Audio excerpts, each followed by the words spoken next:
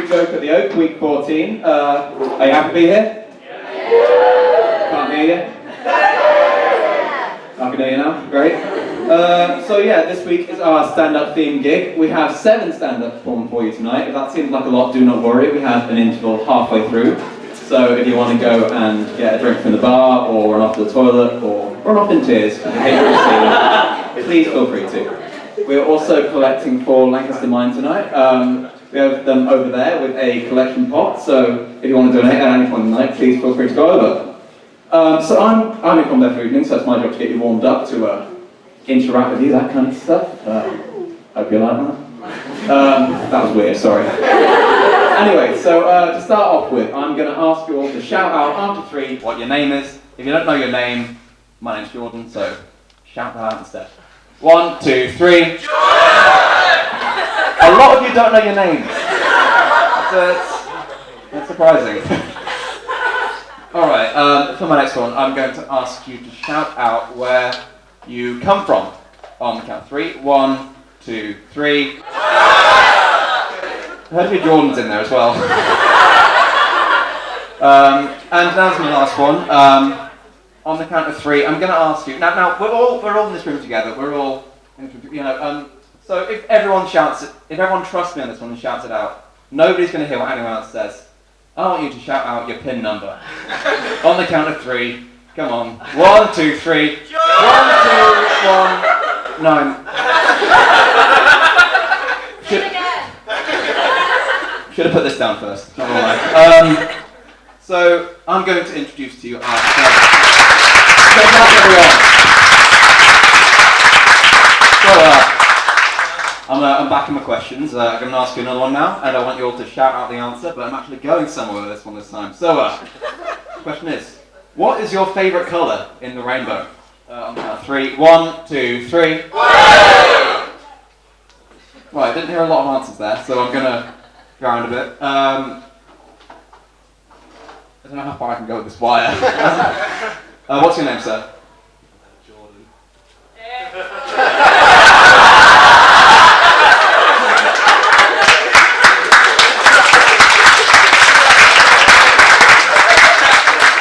I dread to ask, but what's your major? Statistics. Oh, thank God. And what colour did you get out? I didn't get colour. I think all colours should be treated equally.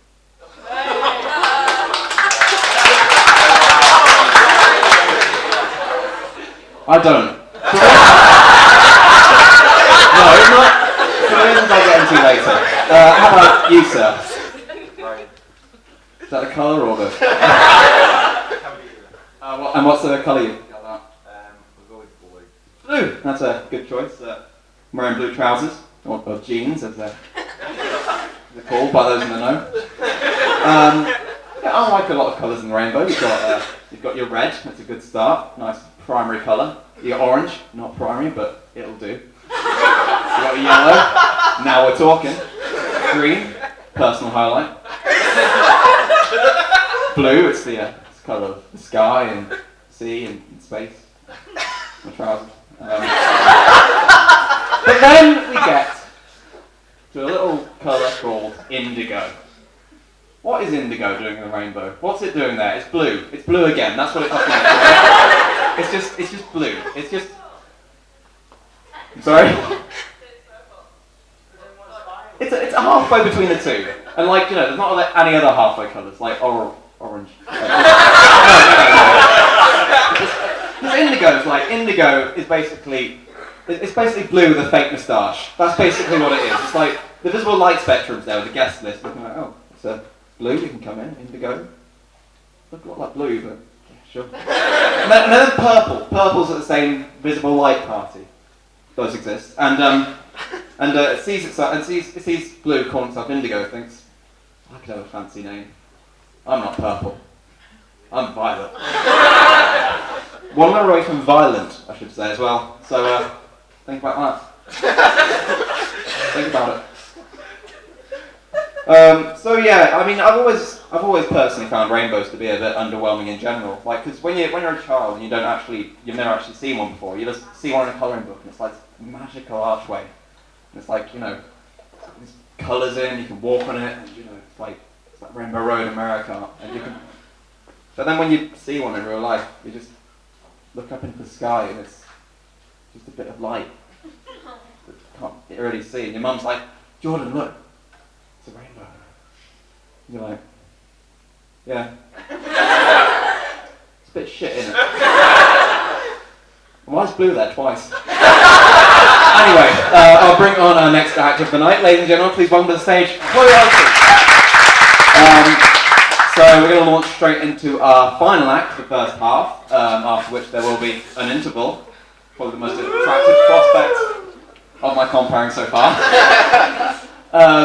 So I'm going to point at someone in the crowd. You, sir, in the corner there. I want you to start clapping, and slowly but surely I want everyone around you to start clapping as well as I bring on our next act, Jim Huxter. So you start off. Now, the other people around you, start off again. And more, and more. Ladies and gentlemen, please. Hi again. It's me again. Welcome back to the second half of Joke at the Oak. We've got 4 acts in this half, so it's not really a half, is it? It's a bit weighted in this direction. So, who here's in love? Anyone here in love? Give me a cheer. That's really depressing.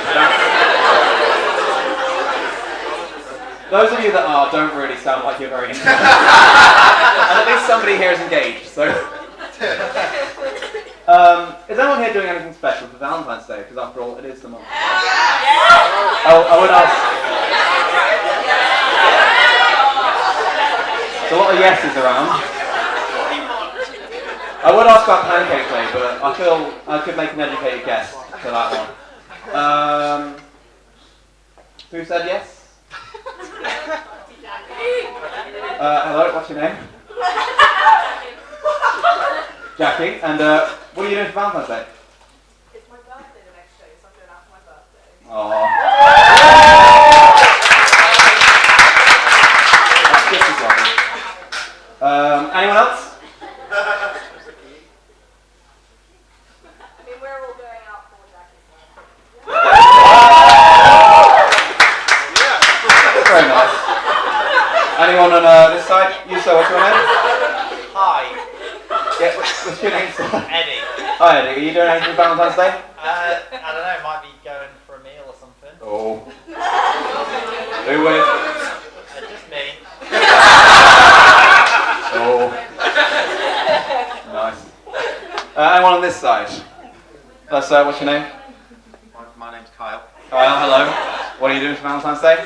Probably going for a meal or something. Who with? Eddie. Where? It's somewhere in town. When? Valentine's Day. See you there. I've got plans for Valentine's Day. I'm talking about that, I don't really. I wasn't expecting you to take that seriously.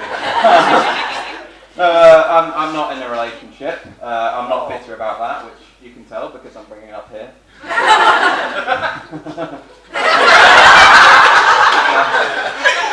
No, I hate Valentine's Day. Yeah, I hate it. It's just consumerism, isn't it? It's just a consumerist kind of exploitation of a feeling, love. It's nothing like my favourite holidays: Christmas, Halloween, and my birthday.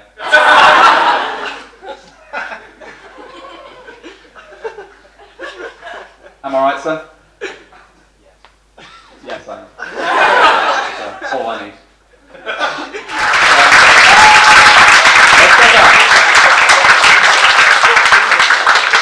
Not the only person you're going to see rip open their shirt today. Just realised I'm wearing a jumper. Okay. So to introduce our next right, okay. I'm in my 3rd year now of university. I don't look a day over 12. Anyway, yes, I'm in my 3rd year. Is anyone here in their 1st year? Nobody on this side of the room. That's strange. I'd like to offload some of my dread onto you. I'd like to say that now that we're in second term, you have 1/9 of your way through through your undergrad. Like, 8 more of those. 8 more of those. And you'll either be 9/9 or 9/12. Think about that. Anyone in their second year? As of next week, you'll be halfway done. But yes, I've been feeling very old recently, and I'm 20. I'm not just 20, but I have a late birthday in the year, so like I have no right to say that when I know a lot of people in the room are older than me. Yeah, it's quite sad really. On nights out, everyone's been getting slightly more and more energetic, and I've just been standing there like, yeah.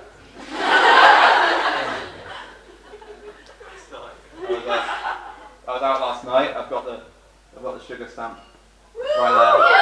So, as if it's entered my bloodstream. Probably the alcohol probably has. Don't like the stamp though. I'm gonna bring on my next out now. That is the worst segue of the night. Okay, so I'm gonna bring my next out now. Please give it up.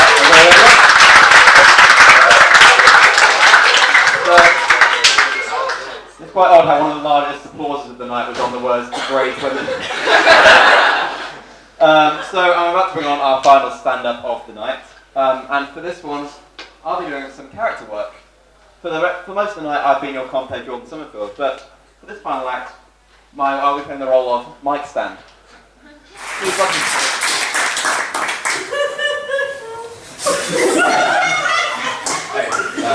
How you going? How you doing? Sorry. I was going to say how's it going, how you doing, but it didn't go well. Hi. Hi. Can I ask you a question? Yeah. Right, so how many buttons would you say? Like, this many? Like 1, 2... What about one of these? No, everyone does these, do they? How about now? All of them. Oh, all of them. I thought of that. That's going to take a while. Can I sound this? Right. I knew that. Alright, does anyone want to go on a date? Doesn't have to be a big date. It could be a small date. Go to somewhere nice. You, sir, what's your name? Jim. Hi, Jim. How many dates have you been on this week? One to make it 1. I mean 2. You knew you were doing that when you went on that date. You knew you were going to fuck me over, didn't you, Jim? Hello, what's your name? Himani, do you want to go on a date? No. That's fine, okay. What's your name? Ivan. Do you want to go on a date? No, thank you. Can you just say yes? What's your name? Oh, great, I got a date. Oh.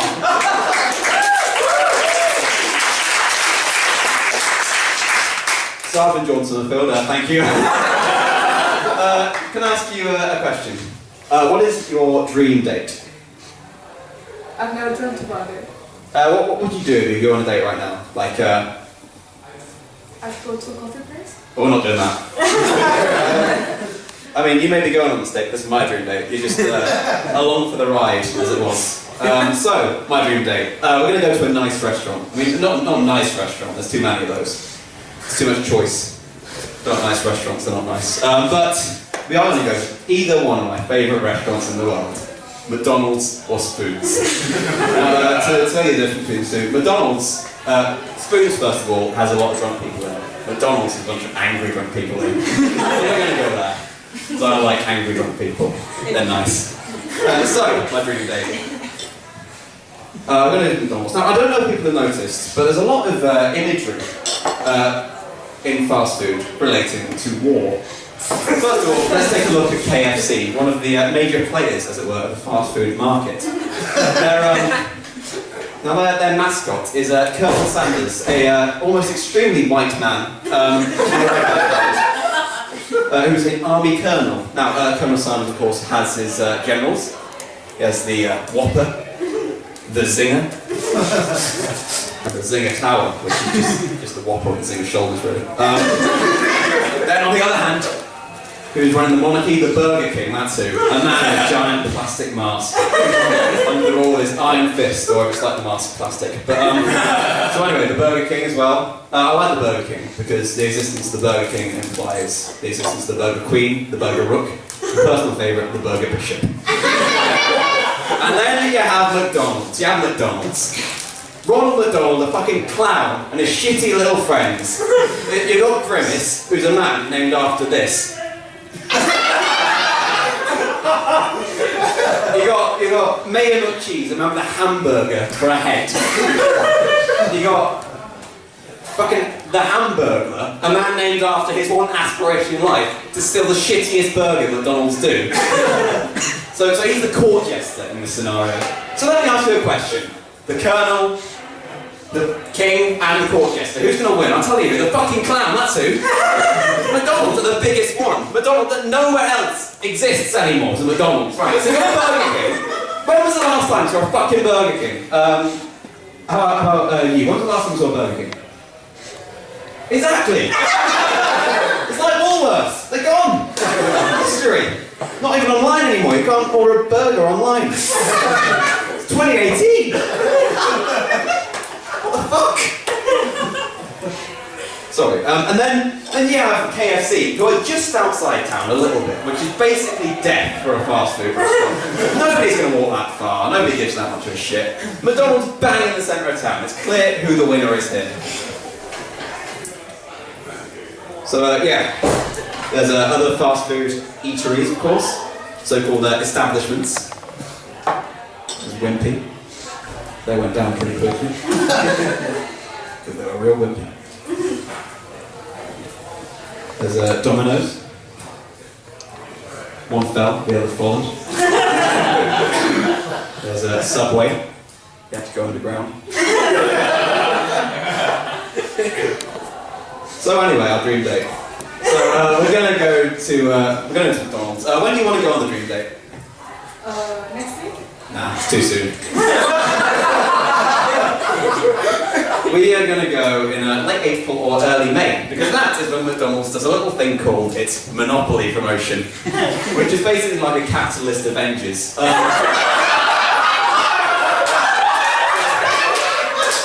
what you do is you go to McDonald's, you got little stickers on your burger or on your wrap, you peel it off, you're like, oh look at that, I've won something, and you have won something. The prizes can be small, you can instantly win a burger or some fries, or you can instantly win £250,000. Because what says, you know, capitalism than winning £250,000? I don't know, fuck.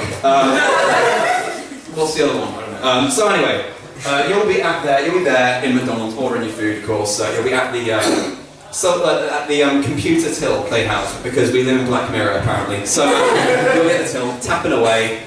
I'll be there like, no, I'll pull out my instant wins. I got this one covered. So I'm walking up to the counter, going to saunter up and do a few more buttons, and then I'm going to go to the cashier. Hello. Yes sir, could I have a cheeseburger and one of those ice creams nobody orders, and a Mini Cooper. So we'll be eating our ice cream in our cars. Then we've got to go somewhere after my dream date. It's my dream date, by the way. Real excited. So we're gonna go to the park. The park's lovely. It's got a massive hill. We're gonna go up the hill, lay on the hill, look up at the clouds, like they do in films. Then they're gonna change into other things. Oh, that looks like a bike. We should buy a bike. One of those two-seaters and ride it. Lovely. Oh, that one looks like a dog. We should adopt a dog and call it Joey or something. And then it's going to happen. That's going to happen like it always happens. We look at each other. That one looks like a baby. And they all look like babies. And we look at each other like, oh, we should fuck. Yeah. So, babies. Now, I know people at my age are kind of cynical towards children. I'm not cynical towards children, just children under a certain age. That's 10 months. They're no fun when they're that age. Like, you know, they just sit there and cry and eat and shit and they don't do anything. They just scream at you. You don't know what's wrong, they can't tell you, they're too bloody lazy. So it's you know, it's not fun. But when they get to like 10 months, they can run about, they can walk, they can talk, they can tell you things, they can cry a bit more, but that's besides the point. So what I'm saying is, if we had children, I would want them to come out at that age. Like, you just keep them there a bit longer, I think. So anyway, yeah, so it's also a lot of fun when you're at a restaurant, a fancy restaurant. The baby's there in its special chair. Why don't I get a special chair? They got special chairs in the corner, they pull it over, the baby thinks, oh, I'm so cool, with a big chair. No, you're not, you need that because you're small. Really small. Sorry guys. So anyway, the baby's there in a special chair, going about, it's like trying to say words like, oh look at the baby, trying to say those words I use. I use those words, I recognise them. So yeah, it's a lot of fun. It's a lot of fun just to watch the baby just try and do things, but being able to. So anyway, one thing about babies though, they have no standards. No standards about babies. That's if there's any babies in the audience tonight, can I hear a shout? Yeah, you would scream, wouldn't you? Children. There's a lot of cynicism toward children. I'm not like that. So anyway, they have no standards. They think they can shit anywhere. They think they can drool and everything. I won't have that. I won't have that. Right. So finally our dream day. So that's nearing the end of our dream day. Really, I'm upset. We have our two beautiful children named after the biggest influences in our lives, Reddit and iFunny. We'll retire to, where do you want to retire to? 60. The Cotswolds, lovely. So we're going to have a little house on a big hill. We're going to be old, we're going to be running up there like an up. One of us is going to run up, the other one's going to die. So we're running up the big hill with a big house. We'll live there, we'll retire together, die in each other's arms, and spend our lives in heaven. I mean, I don't know what you've done, but heaven, yeah. That's it, really. That's all I want for my dream date. It's all I want, really. It's just a stable, loving relationship, a family who can exist alongside us. Is that too much to ask, guys? Is that too much to ask? No. Is that too much to ask? No. You over there, is that too much to ask? No. You as well? No. That's 4 no's. Great.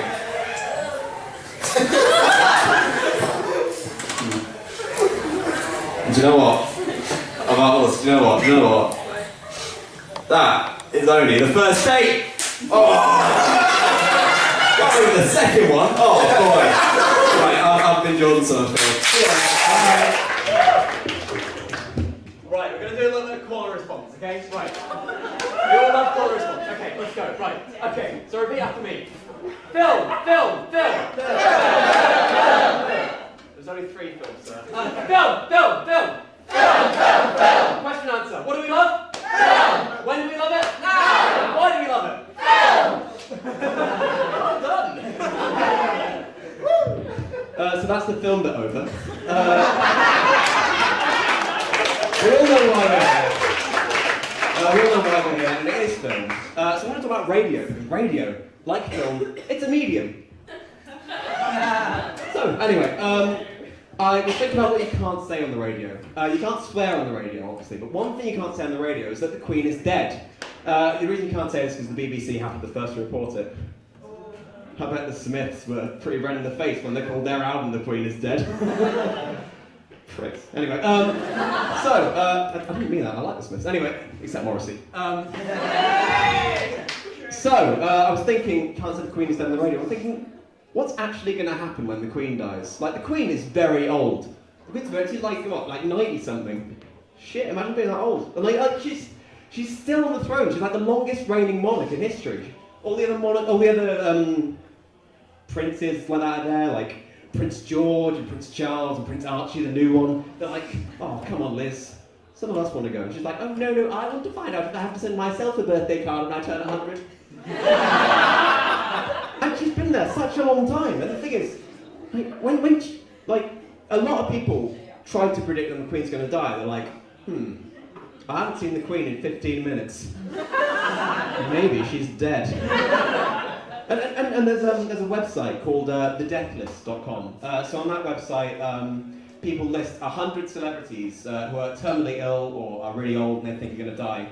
And then, like, usually about 10 of them die. So it's a bit like a shit death note. So I'm thinking, what's going to happen when the Queen's going to die? Because that's a really big thing.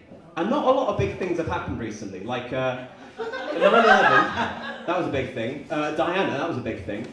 Beyond that, nothing. We're living in a post 9/11, a post Diana world. We're living in 21 AD, after Diana. And BC, before crash. So, you know, like, it's 21 years.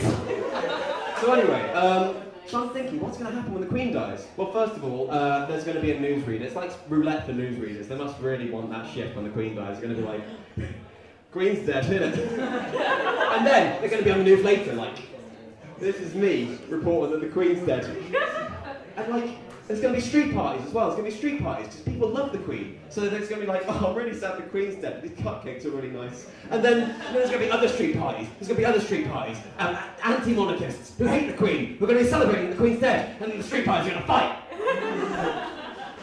Sorry. So anyway, so after that, Prince Charles. Prince Charles is going to hear the news. He's going to be on his horse at the horse range. He's going to have a little radio on the back of his horse. He's going to be riding around his horse. He hears the Queen's dead. Oh no. So he falls over, has a heart attack, breaks his neck, and his horse eats him. And then, on the same shift, that same BBC newsreader is going to be like, yo, you know the Queen's dead? It's another one as well. And then the newsreaders are going to fight. And then there's going to be street parties. But instead of being about the monarchy, it's going to be about Diana. And then the street party's going to fight. And then the newsreader's going to fight. And I'm going to fight. And I'm going to win. I'm sorry, yeah. There's the phrase, I'm thinking about the phrase as well, do you remember where you were when it happened? Because that phrase can be one of two things. That can be a casual conversation starter. So, do you remember where you were when 9/11 happened? Yeah. Or it can be a very serious accusation. Do you remember what happened? I'd like to think that. So we're going to do a little exercise based on that. Everyone get your hands up. We're going to find out who in this room is most likely to have killed Diana. So, first of all, who here was born after Princess Diana died? For those who don't know, I think it was the 31st of August 1997. If it wasn't then, it was around then. Put your hands down. Before. If you were born before it happened. Okay, everyone get your hands back up again. It's confusing. Put your hands down if you were born after Princess Diana died. Oh, it's a lot of you. Really narrowing down the prospects. So the next question is... Oh, I'd keep my hand up as well. Fair game. I'm a suspect as well. So the next question is... Put your hand down if you've never been to France.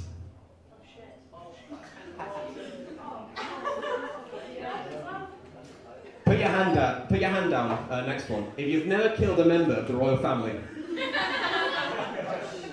I didn't say which royal family. okay, everyone have their hands up, put their hand up again.